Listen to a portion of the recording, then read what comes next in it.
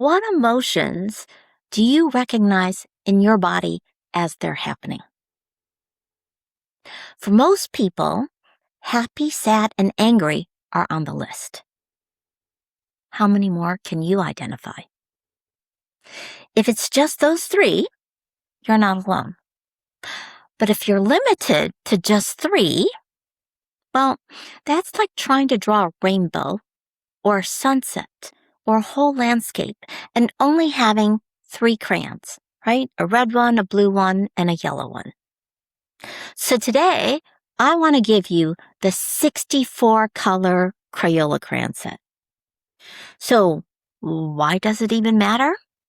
Well, those three words, happy, sad, and angry, they're not a random example. That's actually where Brene Brown starts in her book, Atlas of the Heart.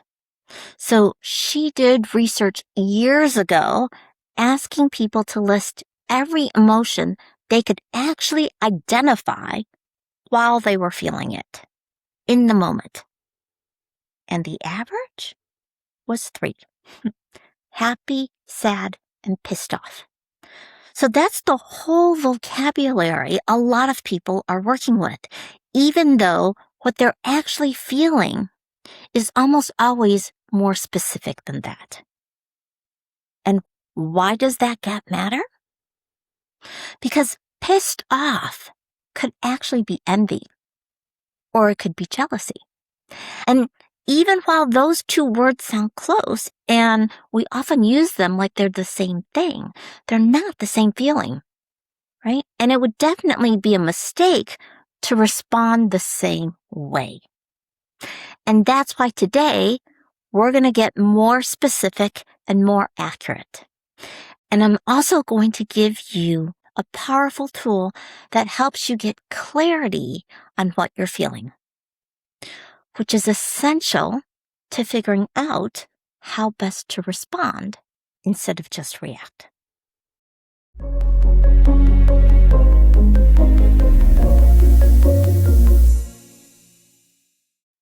Well, hi there, Amy here. Thank you so much for joining me for part 2 of my 3-part series, Name It to Navigate It. So if you haven't caught part 1 yet, notice it. We talked about noticing an emotion as a shift in your body, okay, recognizing the pattern and putting a name to it.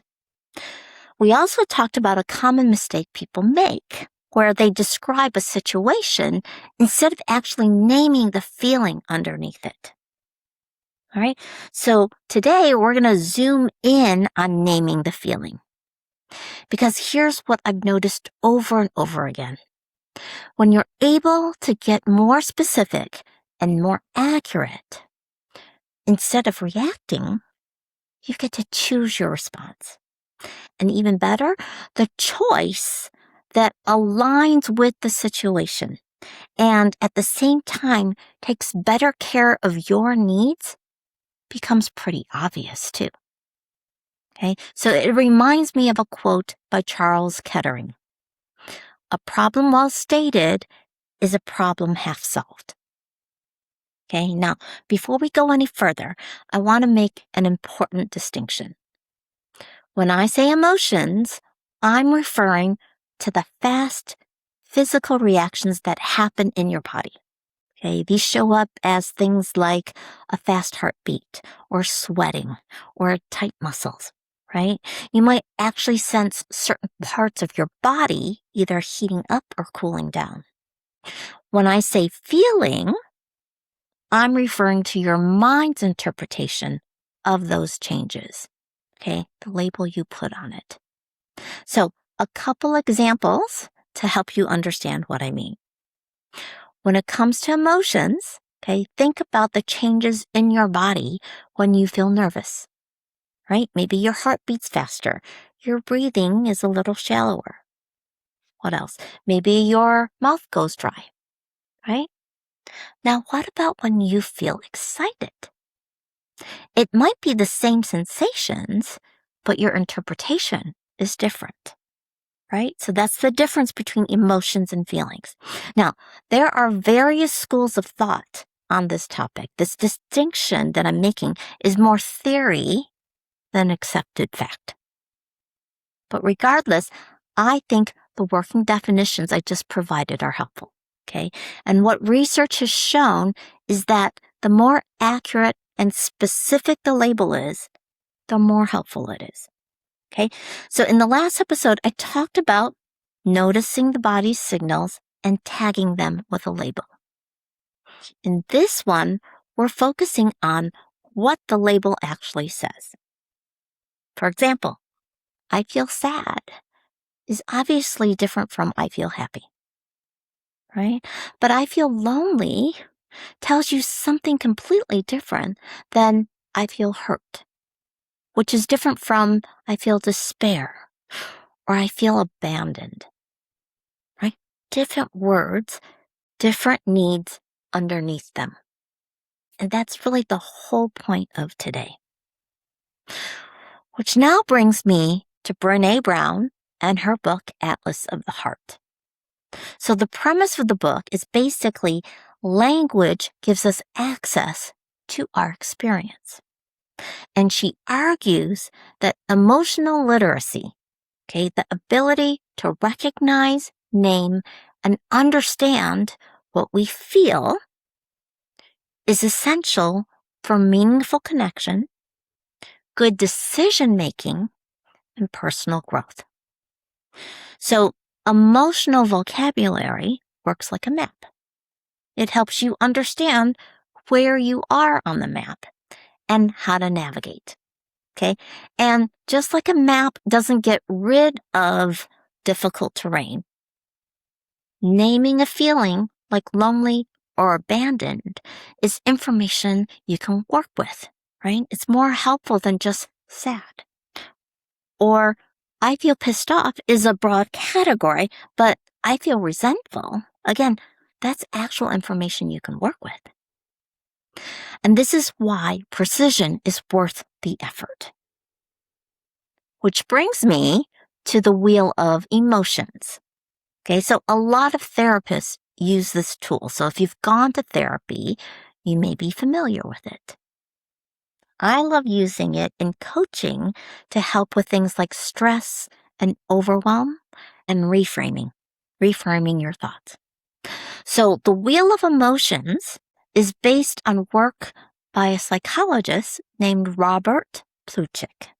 Okay, he proposed 8 core emotions: joy, trust, fear, surprise, sadness, disgust, anger, and anticipation. Now, psychologists do differ on the exact count, okay? Paul Ekman says it's only 6, and some say it's only 4. At the end of the day, what I care about is that you understand there's a set of core emotions, kind of like there are 3 primary colors, okay? Red, blue, and yellow.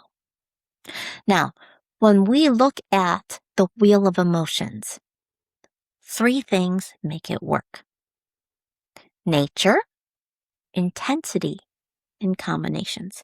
So nature just means which core family does this belong to? Okay, is this a fear thing or an anger thing or a sadness thing or an anticipation thing, right? Intensity means the same core emotion can show up at totally different volumes. So anger's mildest form is annoyance, right, or irritation. Its most intense form is rage, right? Same emotion, different volume. You can think in terms of how pale or muted, right, something is in terms of colors versus how deep or saturated it is, right? As in how much white or black or how much pigment there is. So I'm sure you can easily imagine rage as a deep, dark red, right? And then there are combinations. When 2 neighboring emotions blend together, you get something new.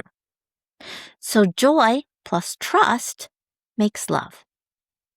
Anticipation plus joy makes optimism, right? Like red and blue make purple, and red and yellow make orange, and blue and yellow make green. Okay? And that's how you get to the 64 colors in the Crayola crayon box. Okay? All those colors aren't just the 3 primary colors, right? They follow an actual structure. A few core colors, different shades, and blends where they meet.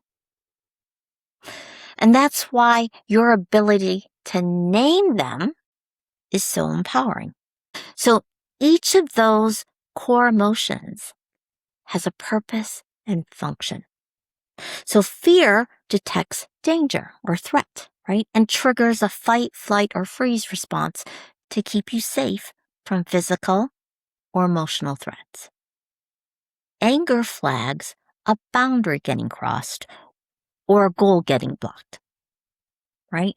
Which motivates you to assert yourself, to overcome obstacles, or defend your autonomy. And then joy arises from fulfilled needs and achievements, okay, which reinforces the behaviors that promote your well-being. So these are not random, right? There's an action associated with each emotion. So when you look at the wheel of emotions, under fear, you might find worried, anxious, insecure, overwhelmed, powerless, terror, right? From mild to intense. Under anger, you'll see annoyance, irritated, frustrated, resentful, betrayed, right? All the way to rage. So this is not a test, right? It's a tool. There's no wrong answer. You want to think of it as a prompt. You want to look at it and go, oh, yeah, that one, that's closer to how I feel, to my experience, right? Again, Brene Brown calls it emotional literacy. I like to think of it as fluency, being able to find the word that best captures the experience. All right, now I want to walk you through a few pairs of emotions that get confused constantly. Because I think this is where Atlas of the Heart and the Wheel of Emotions really empower you to respond in a way that addresses your needs. Okay, so let's start with the one I teased at the top of the episode. Envy versus jealousy. So envy is wanting something someone else has, right? Their promotion, their marriage, their house, their confidence, whatever it is, okay? Jealousy is different. It's the fear of losing something or someone you already have to somebody else. Okay, so it's a different problem, which calls for a different response. So envy might mean it's time to get honest with yourself about what you actually want, right? And what actions you can take to get it. Jealousy might mean there's an insecurity or a relationship that needs care and attention, right? More communication, not comparison. All right. And then there's the pair stress versus overwhelm. So stress is there's a lot on my plate and it's stuff I care about. Overwhelm is I can't think straight. I can't move forward. Okay. I feel like I'm drowning. Those look similar from the outside, but they're not the same thing, right? Guilt versus shame. Guilt says I did something that didn't line up with my values. Shame says there's something wrong with me, right? So one's about behavior while the other is an attack on who you are. right? There's a huge difference in how you would recover from or resolve each one. So, if you haven't read the book, Atlas of the Heart, I do highly recommend it, right? And if you've got a family history of Alzheimer's, like I do, let's take a look at fear versus powerlessness. So fear says this matters and something feels threatening, right? You can choose to fight, flee, or freeze, even fawn. Powerlessness says there's nothing I can do. So for Alzheimer's, you can be afraid without being powerless or helpless. So here's a practice I want you to try. And if you're game, I'd love for you to try journaling about it. Okay, again, we're talking about noticing the sensations in your body and naming the corresponding emotion. So, for example, if your mom or dad was just diagnosed with mild cognitive decline due to Alzheimer's, and you're feeling scared, what are you noticing in your body? When you think about the diagnosis, right, does your heart rate go up? Do your chest muscles tighten or your shoulders tense, right? Do you feel like crying? So what else are you thinking about? Why do you feel like crying? Because the emotion is real. And the feeling, right? You have every right to feel the way you feel. But the story you're coming up with that's resulting in that feeling, right? What you're making it mean might not be accurate at all. And if it's not accurate, you may be suffering unnecessarily. And you may be reacting in ways that aren't in your best interest. And this is what the learning cycle is all about.